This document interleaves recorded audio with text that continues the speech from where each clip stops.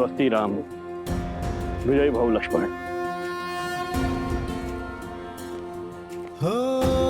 होई सोई जो राम रचि राखा, को करी तर बढ़ावे साखा। आपका तेज सूर्य सा दमके।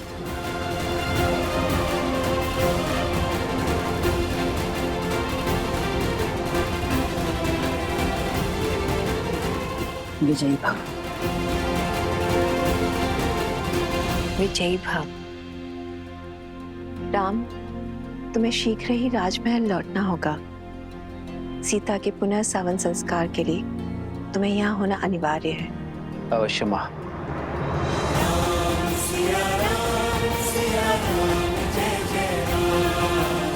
आओ लक्ष्मण।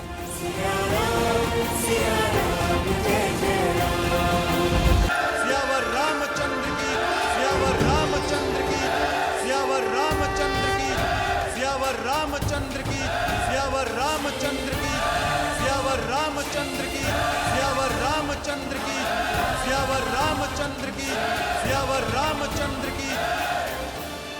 मेरे अयोध्या के वीरों, कर्तव्य ने पुकारा है। जब पड़ोस में अग्नि लगे तो व्यक्ति ये सोचकर नहीं बैठता कि उसका घर सुरक्षित है। वो अग्नि को बुझाता है क्योंकि वो जानता है कि अग्नि का स्वभाव है फैलना। मुझे मेरे वीरों पर पूरा विश्वास है। भय के लिए भयंकर है। हम सब आपके रुद्र हैं। श्री राम, राजा राम, श्री राम।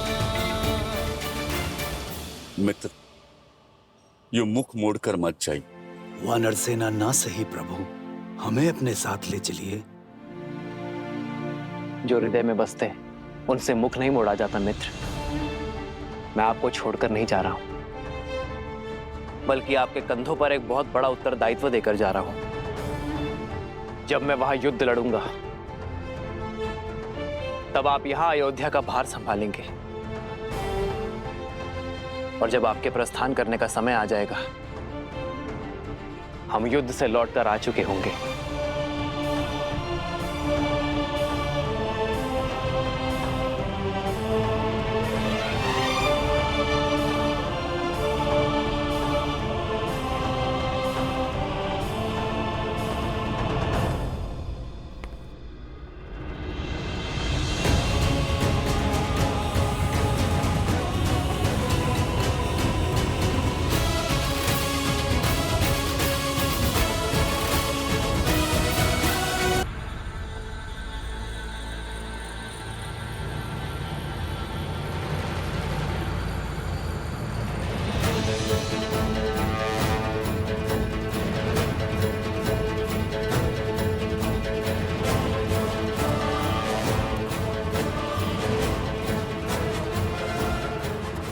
क्या हुआ भैया?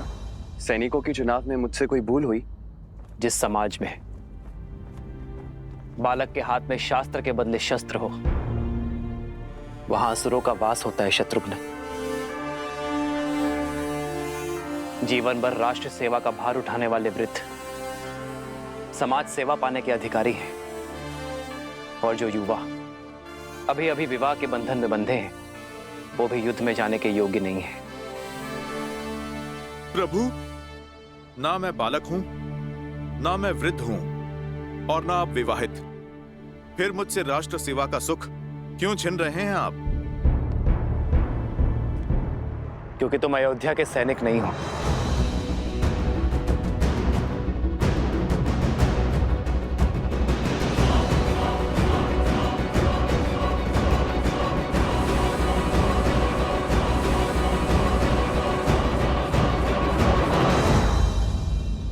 क्यों हनुमान?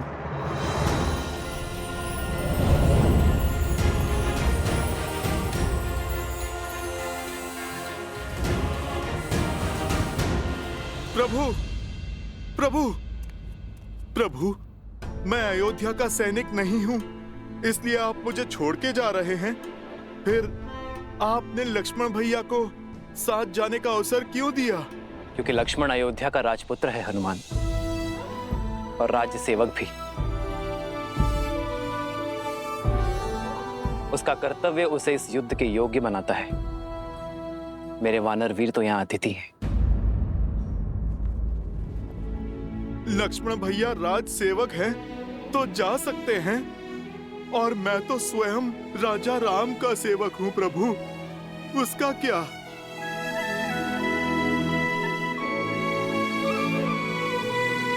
प्रभु, रघुवंशी कभी ना वचन तोड़ते हैं और ना ही भूलते हैं। फिर सदा मुझे सेवा में रखने का वचन देकर आप कैसे उससे मुक्त हो सकते हैं प्रभु? आप निर्णय कीजिए प्रभु, हनुमान क्या है, वानर या भक्त? तुम मम प्रिय भरत ही सम भाई कह के गले लगाया आपने, और अब आप प्रभु अतिथि कहकर दूर कर रहे हैं। ठीक है प्रभु, आप तो राजा हैं, बड़े दायित्व हैं आप पर प्रभु मेरा तो एक ही दायित्व है, अपने प्रभु श्री राम की सेवा। नहीं प्रभु, मैं उससे विमुख नहीं हो सकता। प्रभु, मैं आपके बिना जी नहीं पाऊंगा, नहीं जी पाऊंगा आपके बिना प्रभु। प्रभु, प्रभु आप मान जाइए ना प्रभु, आप ले चलिए ना मुझे अपने साथ प्रभु। प्रभु आप मान जाइए प्रभु, ले चलिए ना मुझे अपने साथ प्रभु। हनुमान, उठो।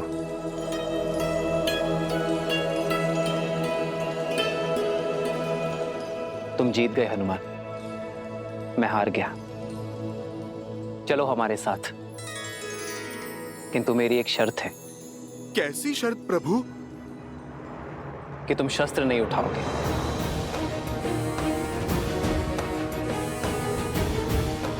तुम्हारी हट मेरे साथ चलने की थी, वो पूरी हुई, किंतु युद्ध में चाहे जैसी भी स्थिति हो,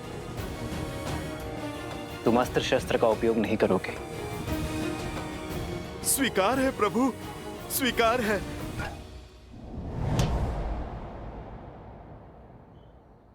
आओ हनुमान।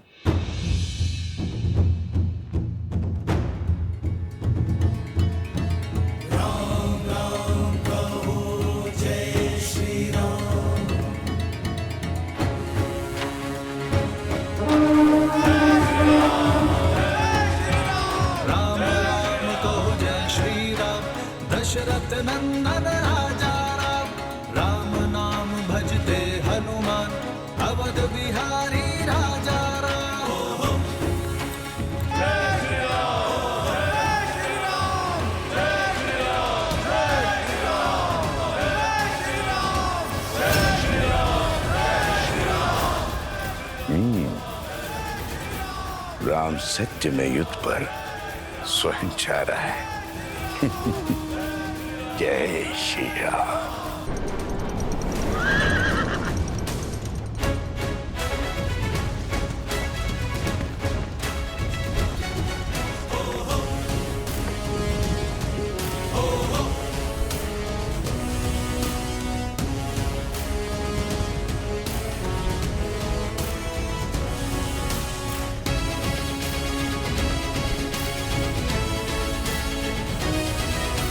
पहली टुकड़ी दाईं ओर से और दूसरी टुकड़ी सीधा प्रहार करेगी।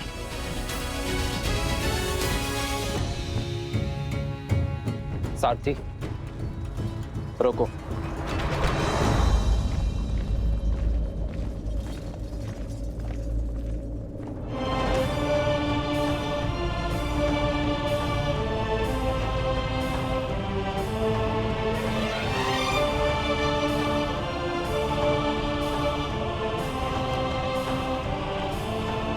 प्रणाम ऋषिवर। आपका अचानक दर्शन संकेत है कि आप कोई गंभीर निर्देश देना चाहते हैं। निर्देश देने नहीं, दुविधा का निराकरण लेने आया हूं राम। इस युद्ध का नेतृत्व कोई भी कर सकता था, फिर आप अयोध्या छोड़कर क्यों जा रहे हैं? जब मेरा सबसे बड़ा शत्रु नगर के भीतर है, अयोध्या की शांति को ध्वस्त करना चाहता है, तो मुझे अयोध्या में रुकना चाहिए था। यही ना? मेरा शत्रु भी तो यही सोच रहा होगा महर्षि। उसे परास्त करने के लिए ही मैं अयोध्या से बाहर आया हूं। उसका बैर मुझसे है, क्रोध मुझसे है। और जब मैं अयोध्या के बाहर आ गया तो वो भी मेरे पीछे अवश्य आएगा। मैं भास्करण से युद्ध करने जा रहा हूं महर्षि। युद्ध में भले ही भास्करण से करने निकला हूं, किंतु भास्करण और संहार दमन केवल मेरे लिए माध्यम है। सहस्त्र रावण भास्कर्ण का भाई है महर्षि। भास्कर्ण को कष्ट में देखकर उसे भी कष्ट अवश्य होगा। उसका कष्ट सहस्त्र रावण को अवश्य खींच लाएगा। आपके शौर्य पर संदेह नहीं है श्री राम। भय है आपके वास्तविक शत्रु सहस्त्रमुख रावण का, जो अपने अनंत मुखों से अनंत असत्य बोलता रहता है और बार बार असत्य बोलते रहने से असत्य भी सत्य प्रतीत होने लगता है। उसमें आप ही की सेना को आपके विरुद्ध कर देने का सामर्थ्य है।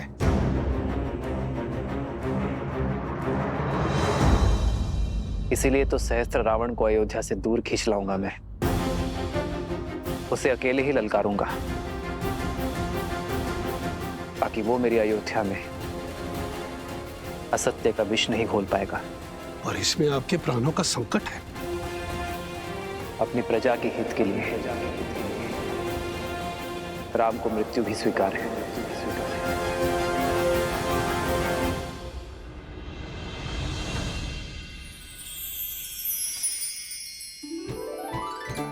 स्मरण है दीदी, माता स्वयं अपने हाथों से तिलकूट बनाया करती थी।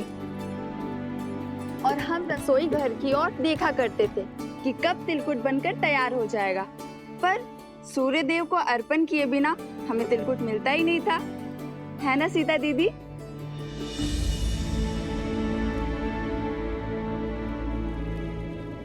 कहाँ खो गई दीदी?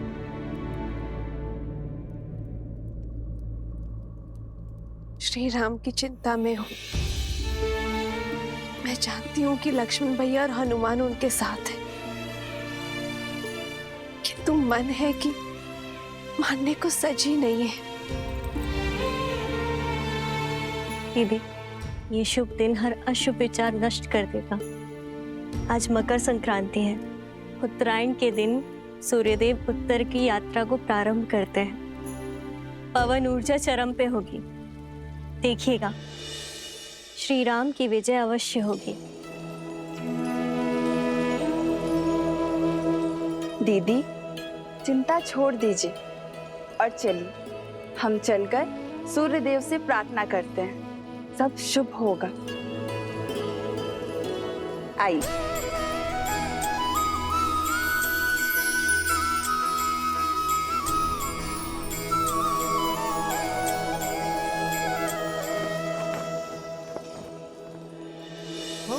माघ मकर गत रवि जब होई, तीरथ पति ही आव सब कोई।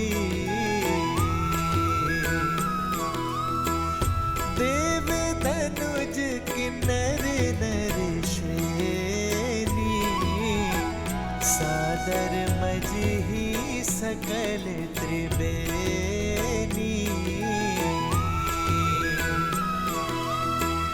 पूजहि माधव पर जल जाता, बरसिहि अक्षय बटु हर्षहि गाता।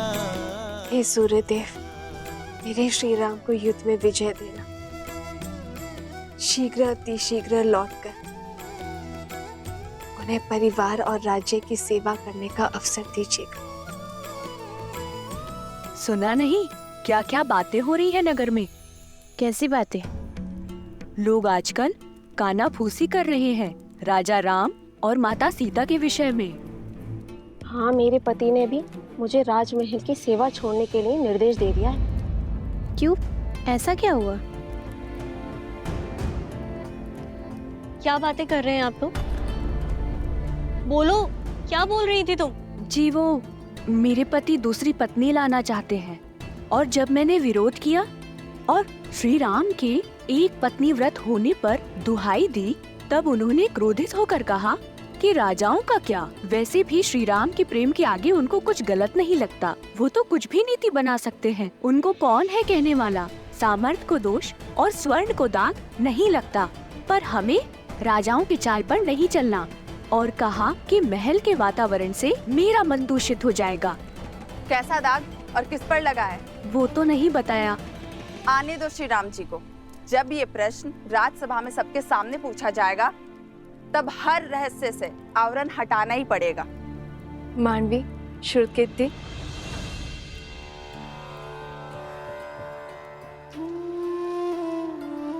राजभवन में जाके माताओं को प्रसाद नहीं देना।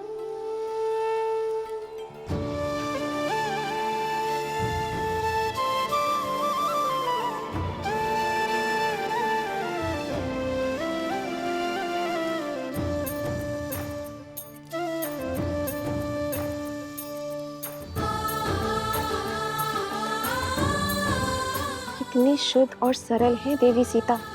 इनके बारे में कोई इतना ओछा कैसे बोल सकता है? दीदी, किसी दासी का पति राजमहल के वातावरण के बारे में आपत्तिजनक बातें फैला रहा है। राजा और रानी के विषय में शंका पनपना उचित नहीं है। समस्या फैल सकती है दीदी। राम राज्य में अराजकता कभी नहीं आएगी मांडवी। श्री राम आते ही कोई ना कोई हल अवश्य निकाल देंगे।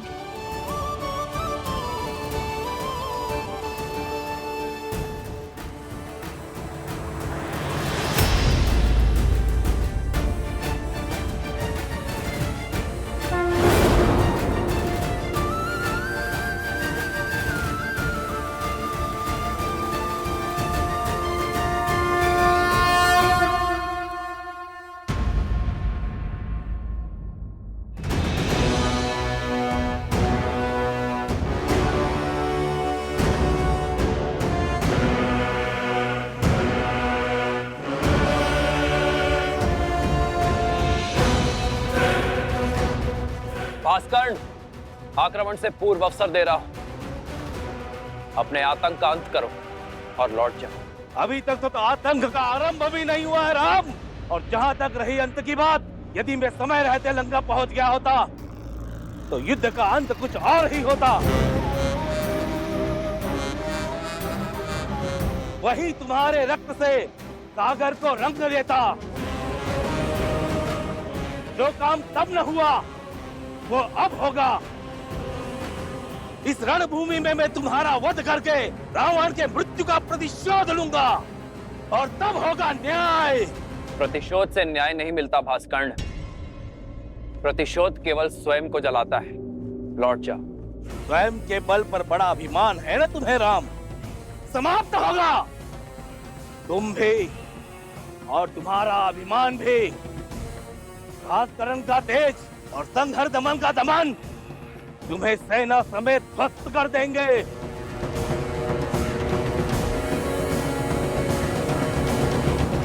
लक्ष्मण, मैं भास्कर्ण का सामना करूंगा। तुम संहार दमन को खोजो। और स्मरण रखना, वो उभयचर है।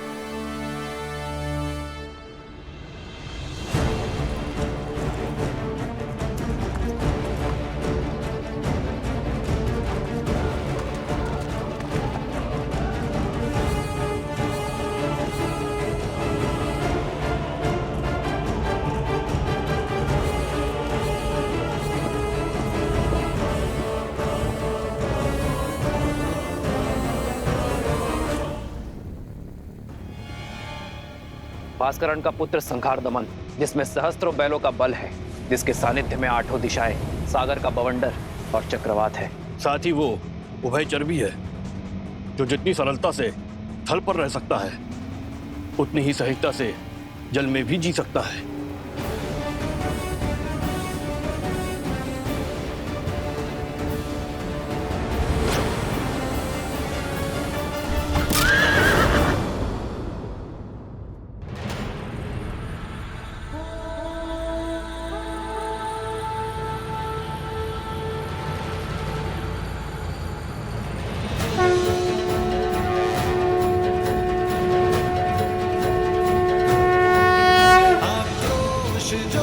रोष क्रोध का ये क्षण है प्रतिशोध का ललकार और पुकार अति विरोध का।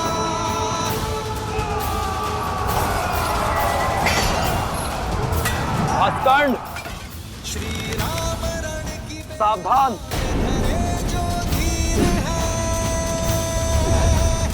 आएगा प्रलय बरसने वाले तीर है धर्म के संग अधर्म के विरुद्ध है ये युद्ध है महायुद्ध है।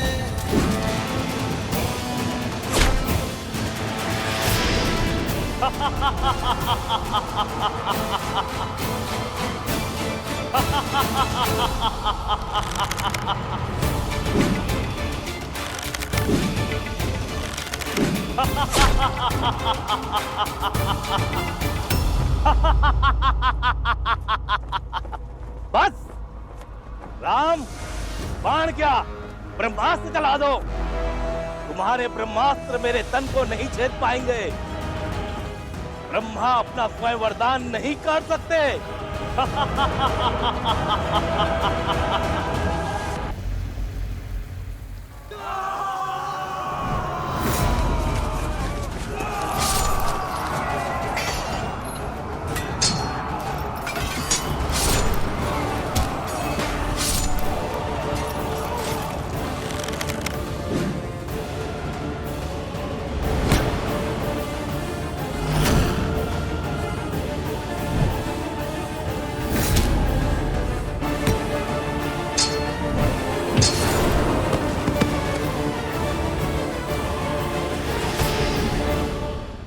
बताओ कहां है संज्ञान रमन?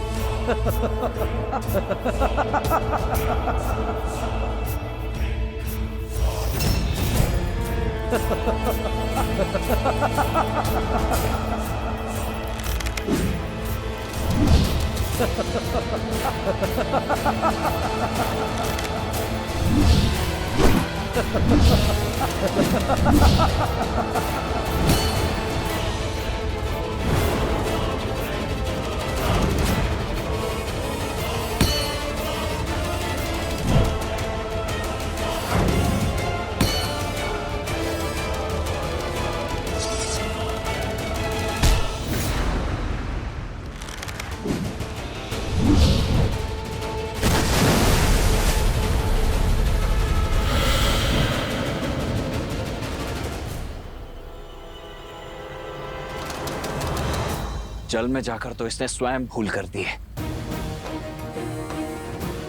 ब्रह्मदेव के वरदान के अनुसार उसकी मृत्यु जल के भीतर ही हो सकती है, वो भी तब जब उसकी श्वास नली काट दी जाए।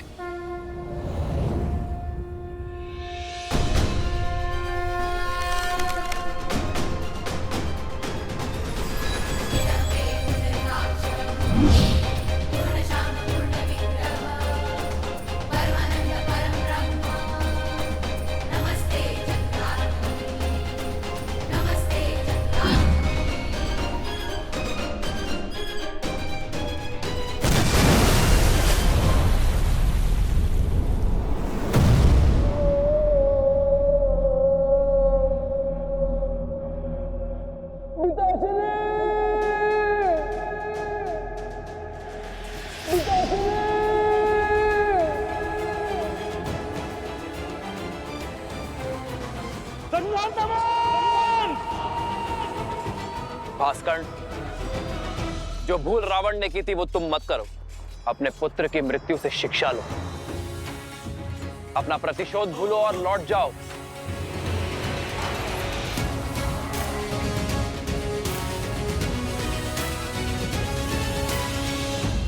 लक्ष्मण, तुमने मेरे प्राण, मेरे प्यारे पुत्र से नरदमन का वध किया है। अब मेरे प्रकोप से तुम दोनों भाइयों को कोई नहीं बचा सकता, कोई नहीं। भास्कंड, ये क्रोध ही तुम्हारे विनाश का कारण बनेगा, क्योंकि सत्य और धर्म की लौ के आगे तुम्हारा ये झूठा दम अवश्य तोड़ेगा। आज तुम्हारे अत्याचार और आतंक का अंत होकर रहेगा भास्कंड।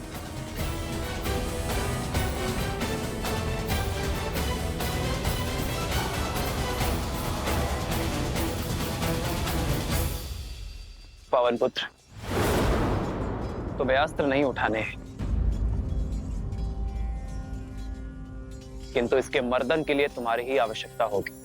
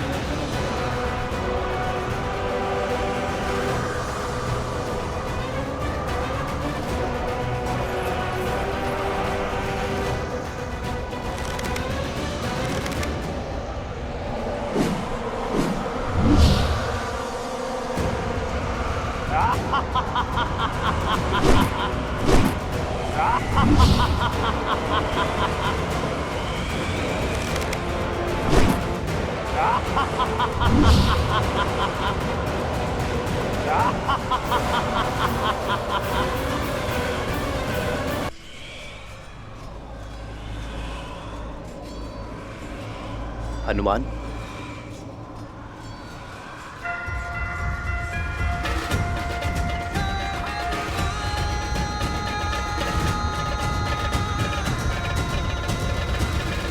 पिताश्री वायुदेव प्रकट हो।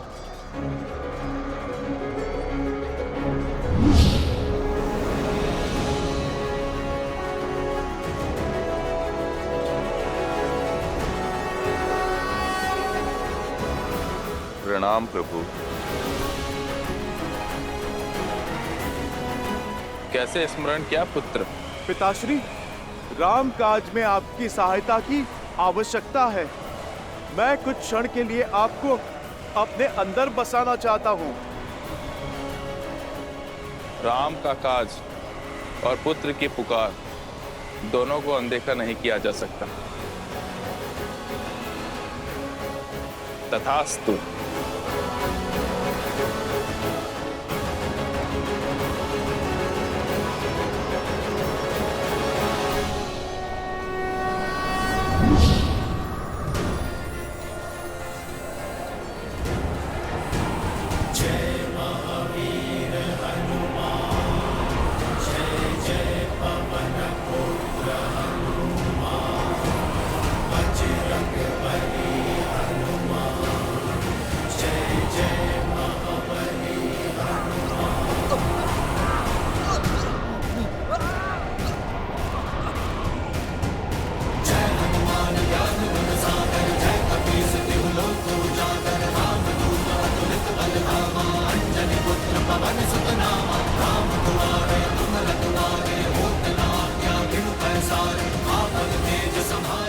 भैया, यदि हमने और देरी दिखाई तो कदाचित हम सभी का अंत हो जाएगा।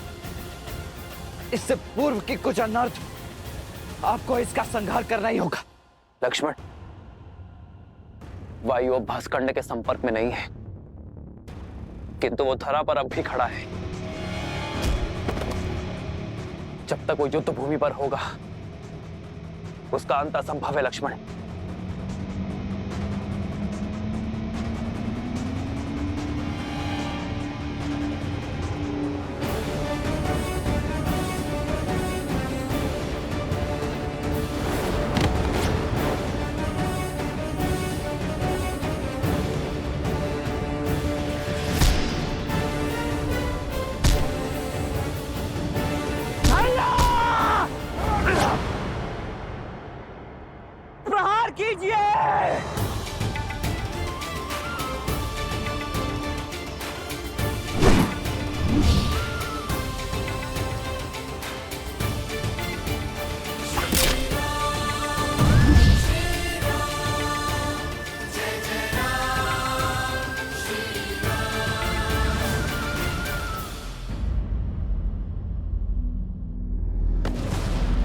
लक्ष्मण!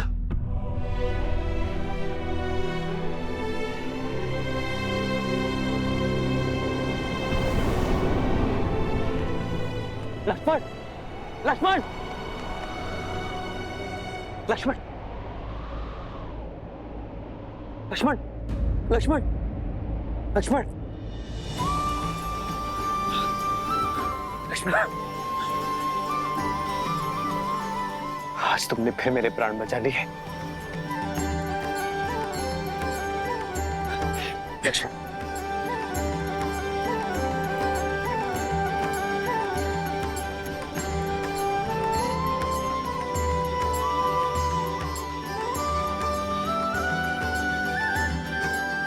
भैया, आपकी विजय के लिए तो मृत्यु से पराजय भी मेरे लिए परम विजय। कल प्रातः हम अयोध्या के लिए प्रस्थान करेंगे और वहां प्रत्येक घर पर हमारे विजय की पताका लहराएगी। जाओ लक्ष्मण, अब सेना से भी निश्चिंत होकर विश्राम करने को कहो। जो आज्ञा भैया।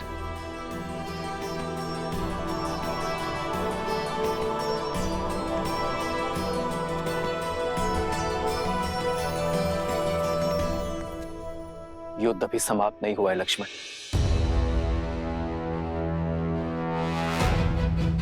युद्ध तो अब आरंभ होगा, वो युद्ध जिसे लड़ने के लिए मैं अयोध्या से इतनी दूर आया।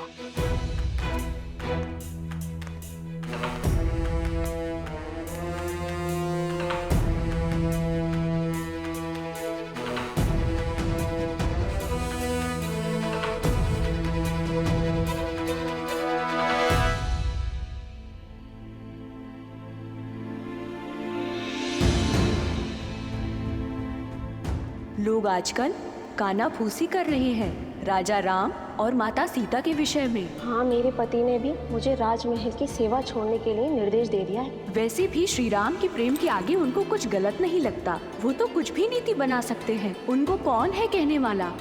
इनके बारे में कोई इतना ओछा कैसे बोल सकता है?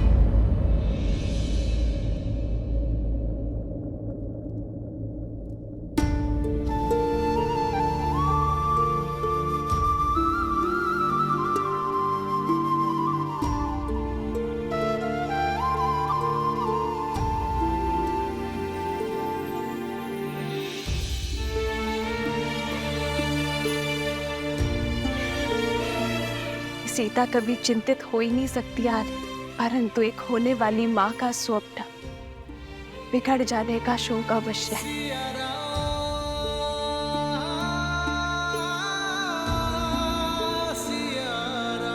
तुम्हारी व्याकुलता का आभास है मुझे सीते, किंतु मुझे एक राजा के कर्तव्य के साथ साथ अपनी होने वाली संतान को असुरी शक्ति से भी बचाना होगा, और ये कार्य मुझे अकेले ही करना होगा। अपनी प्रजा के हित के लिए, राम को मृत्यु भी स्वीकार है।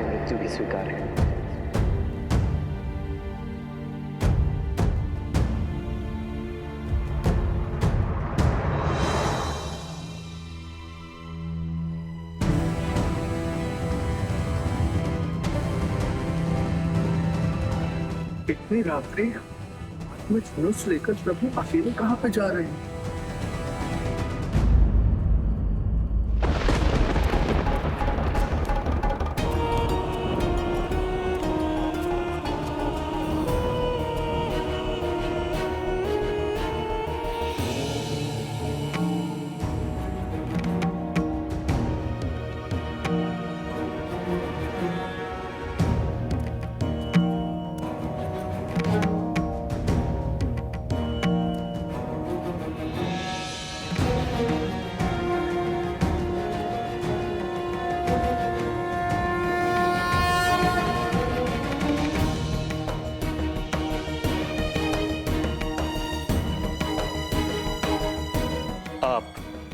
अवध की महारानी है देवी सीता।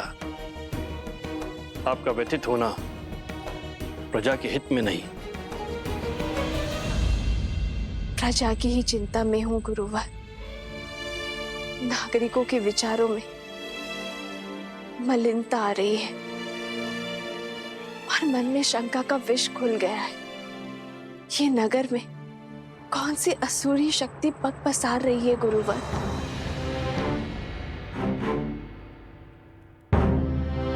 मनुष्य की प्रकृति ही अस्थिर होती है देवी।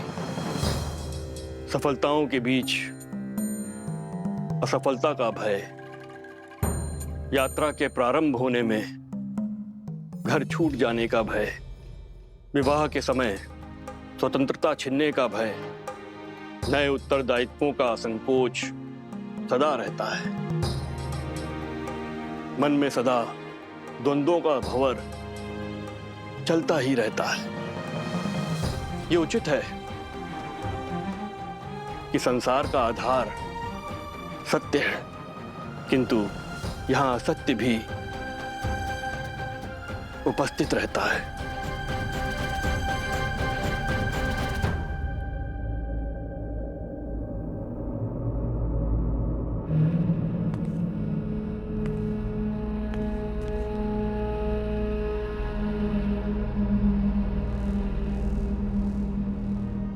मैं ललकारता हूं सहस्त्र मुख रावण, सामने आओ।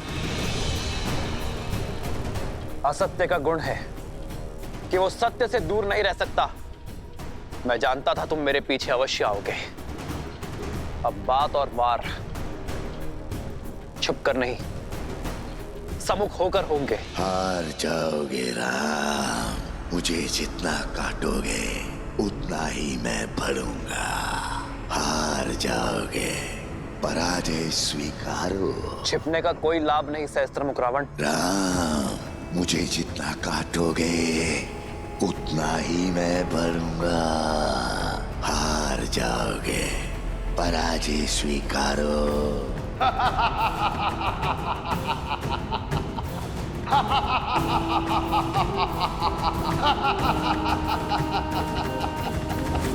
क्या राम राज्य भी भय की छाया में श्वास लेगा? क्या यहाँ भी सत्य और असत्य इतना समीप हो जाएगा कि उचित अनुचित के मध्य की रेखा ही मिट जाएगी? क्या रघुकुल के राघव की विजय पर भी प्रश्न चिन्ह लगेंगे गुरुवर?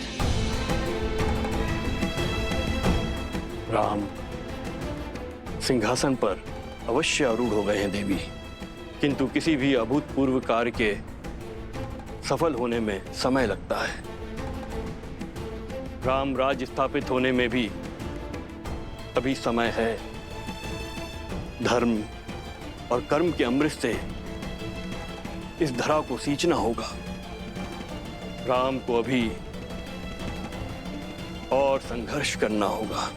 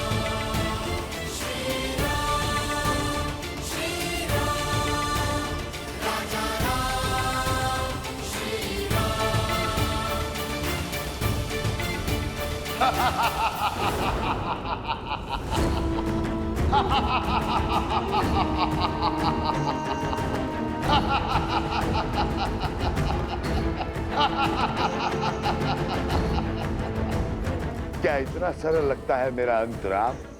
कोई अस्त्र, कोई शस्त्र मेरी मृत्यु का मार्ग प्रशस्त नहीं कर सकता है, क्योंकि मैं शरीर नहीं, सोच हूं राम। सोच। सोच को कौन सा अस्त्र मार सकता है?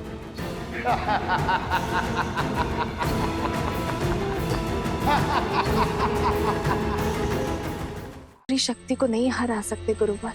जिसके बाण असत्य हो, धनुष अधर्म हो, उसे पराजित करना सरल नहीं होता।